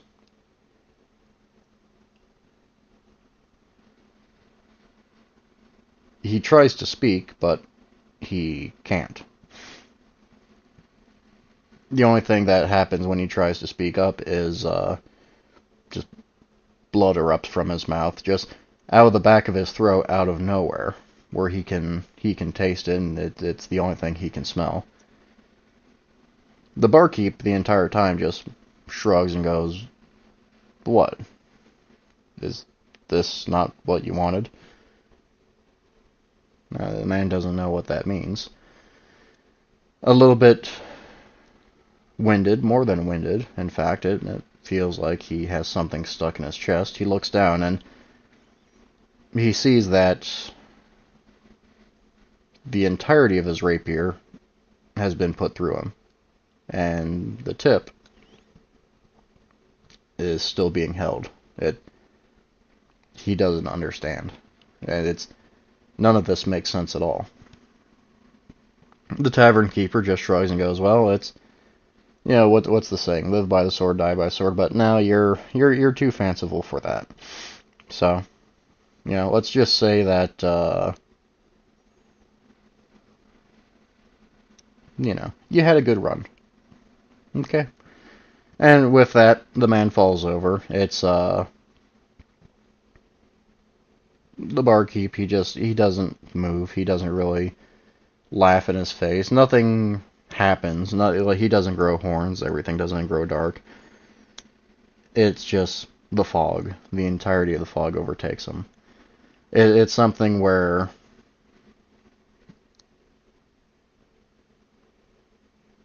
there's nothing but the fog left.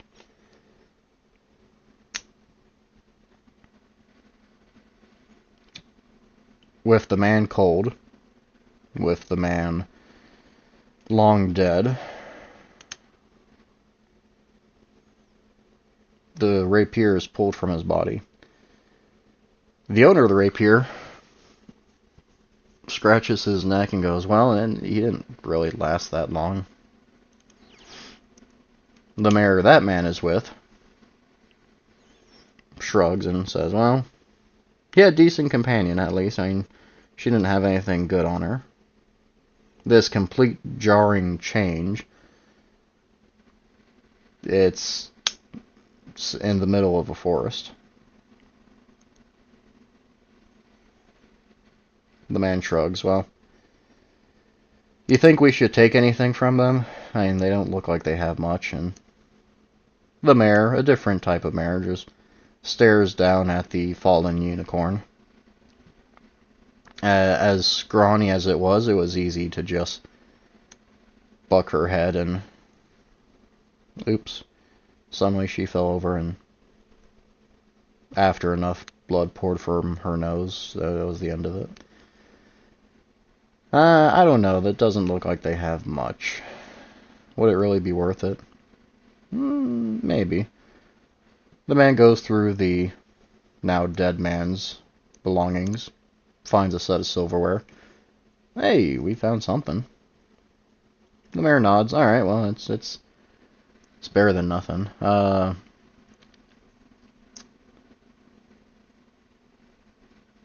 Why do you think they were out here without any sort of food? I mean, did you see anything? Like any sort of skins? And the man shrugs, and "No, I didn't see anything." Both of them look like they've gone a few days without any sort of food, and it's kind of astonishing that they didn't eat each other. And the mayor nods and says, "Yeah, well, you know how it is. Sometimes you have very weird couples." The man chuckles. It's like, "Yeah, you know what, fair enough," because, again, much like the previous pair, this pair was traveling together. Of course, they're not nearly as criminal as the pair that they slew. The man, a deserter, maybe, but a decent soldier all the same. One who is more accustomed to fighting than bragging about fighting. Of course, he'd known many who simply bragged. The mayor, dressed rather modestly, the sort who's always been good at more genuine labor and doesn't really see an issue with killing either. Both of them are relatively decent, for the area. The man leans down, scratches his leg. With the rapier, he wipes it off of the corpse's clothing just to make it a little bit cleaner. "Well, this forest only had two paths. The way we went and the way they came from. Or, rather, where we came from and where they came from."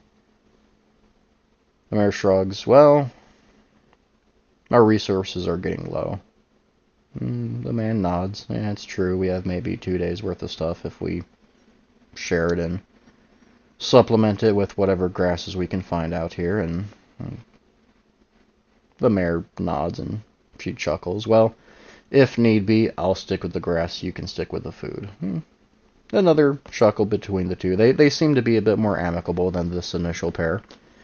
they understand that there are the differences between them when it comes to diets.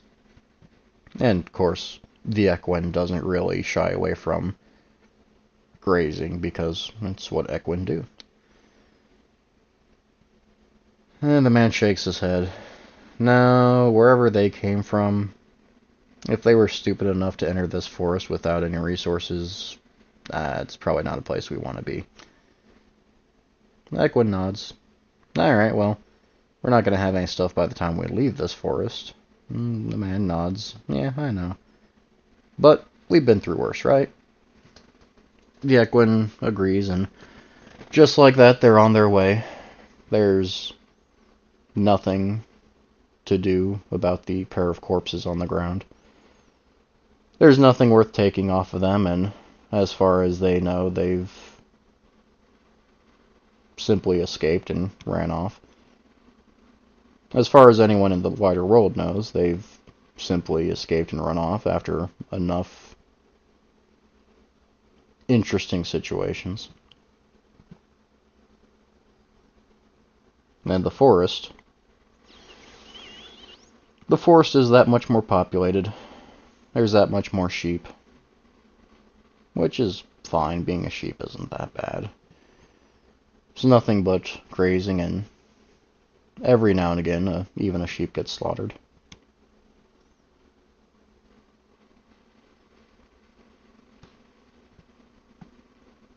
So, that's it for tonight. I think that was an interesting story. It's, that forest wasn't a good place to be. There's many questions I have about that sort of situation, because as dangerous as it was, neither the man nor the mare seemed to really treat it that horribly. Yeah, that apparently that was the Twilight Zone. I can kind of see that. It's something where I don't think it's some sort of purgatory. I don't really think that was any sort of genuine cosmic, karmic horror or anything like that. I think it was just a case of sometimes you don't go into places. Never works out. You don't always have the insight of what's going on. You never get clear answers. You're never really clever enough to solve the mystery and defeat the big bad boss and get out of it. But, you know, sometimes you have people who are smarter. And the smart thing to do sometimes is to just not go into places that are dangerous. And that means don't go into spooky forests. If you make enough enemies, know where to go next. I don't know. There's not a lesson to this. This is not a sort of moral story. It's a story. It's people that things happen. I kind of like stories like that, where it's just, was this completely worthless for a story? I would say so. There's no moral, there's no lesson to learn. It's just two characters, both of which I would say are deserving of each other. Just, they make bad choices, and sure enough, they enter a bad situation where there's no way we can get out of it. I gotta say though, it's that village, it's not a good place to be. If there's any lesson, it's just don't trust sheep. So, yeah, I don't really know where to go from here.